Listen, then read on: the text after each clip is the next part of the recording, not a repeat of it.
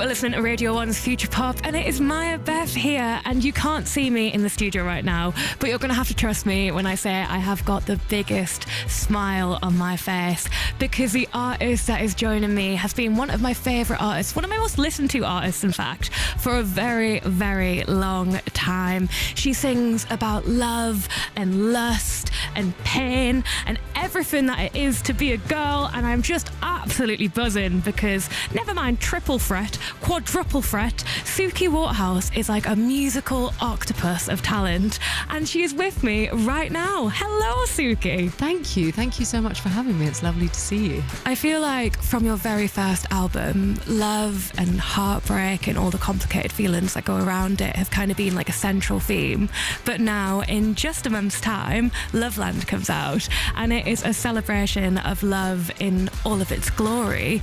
How did this project come to be? I think this project, Loveland, has come around.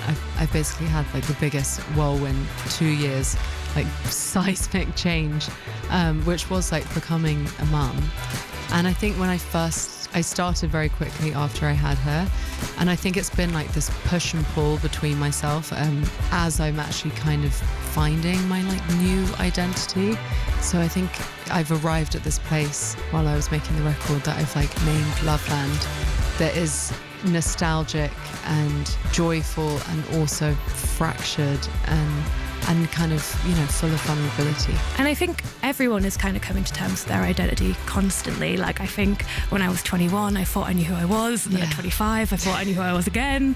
But you're doing that, I suppose, as a form of art, so you're kind of keeping a document of it. Do you feel the most Suki you've ever felt?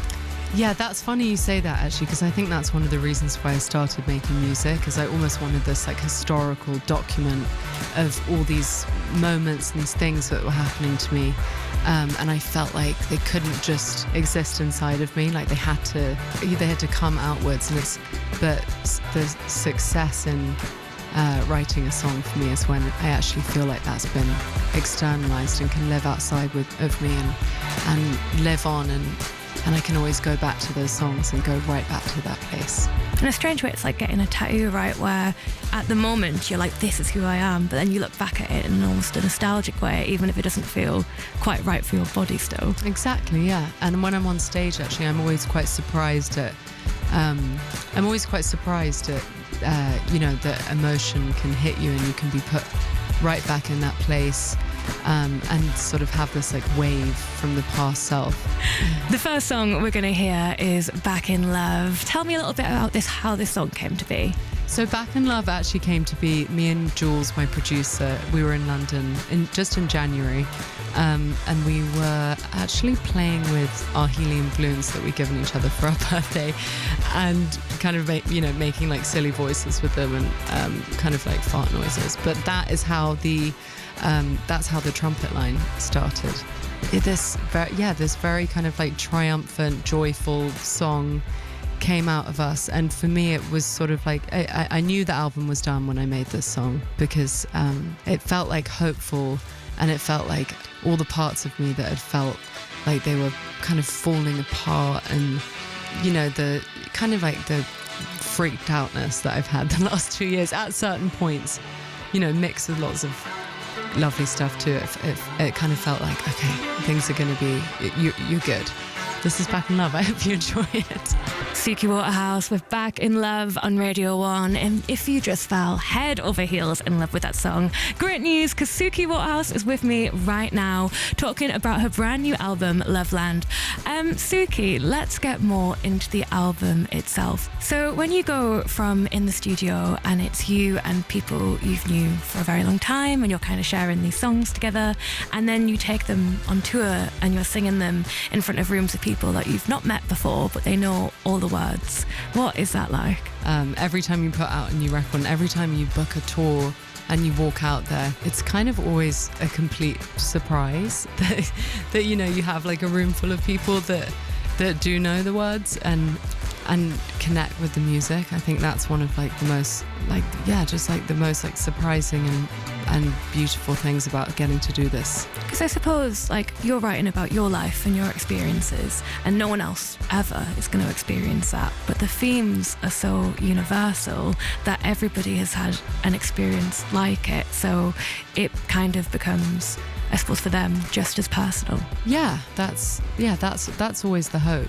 It feels like you have done so many beautiful things in lots of different arts worlds. What's still left to do for Suki? Like, is there something you would love to do that you haven't tried yet? Ooh, there's lots of things that I would like to do. Maybe like a long weekend away. A break. I'm planning a holiday. You'd like a break. No, really what I would like to do, do you know what? I would love to learn how to paint. I'm really, really not great at drawing, but that would be incredible if I could just paint. Before we get into your next song, in the spirit of future pop, I would love to know if there's any artists you're loving listening to that you can give their flowers early on. Oh, I'm actually really excited to tell you about this artist that I picked out. So I came across her on TikTok. Her name's Ruby Roberts.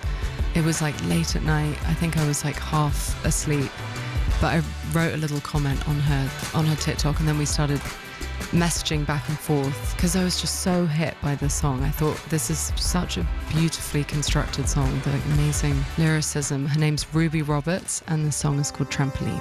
That was a gorgeous track from Ruby Roberts, Trampoline, as recommended by Suki Waterhouse, who is still with me right now. And while we're talking about gorgeous music, let's get into your next song, Tiny Raisin. I mean, that title in itself is just perfect to me, and when you're talking about sitting in the bath and just gradually becoming more and more raisin-like. Yes. How did this song come to be? This song is very much a love song, but I think it has a little bit more of like, it's a little bit like cheekier maybe than I've ever done before. And it's kind of, it's like I kind of wrote it about like a moment that maybe I felt for like 5-10 minutes where I'm like, you kind of have that like a little bit of a frustration or something, and you're like, where I start the song like, where's the dinner reservations, where are the flowers, and kind of, it was kind of, it's like that push and pull. I was tapping into something that was cheekier and still very much a love song. I suppose that's love too, right? Like, there's so many love songs which are just about the like bubblegum happy moments, but like real consistent love, you're gonna have like little cheeky moments and like little frustrations and irks with each other. Like, right. That's all part of it. Yeah, I think Tiny Raisin is like almost like it's the love song with it's I kind of see it as like, oh, it's my love song, but I've like been in a relationship for like 8 years, so like of course, you get those moments where you're like, I'm like, you're like a little, you can be a bit more bratty when you've been together for 8 years, and you're like, I want to go out for dinner and still get flowers and all that kind of stuff. But no, it's fun to like look back on those songs that I kind of wrote over the last 2 years and be like, oh, I was feeling a little bit spicy then. Seeing as it's your song, would you like to introduce it for us? This is Tiny Raisin from my new album Loveland.